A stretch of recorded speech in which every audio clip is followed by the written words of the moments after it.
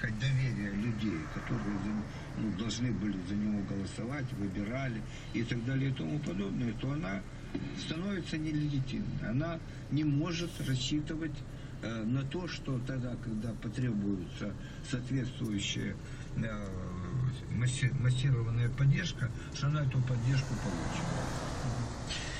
Хорошо, переходим тогда, наверное, да, к теме нашей программы. Сегодня это либерализм, как конструктивный... Я только единственное, да, можно добавлю, нам тут человек прислал, правда, он не подписался, но тем не менее я считаю, что нужно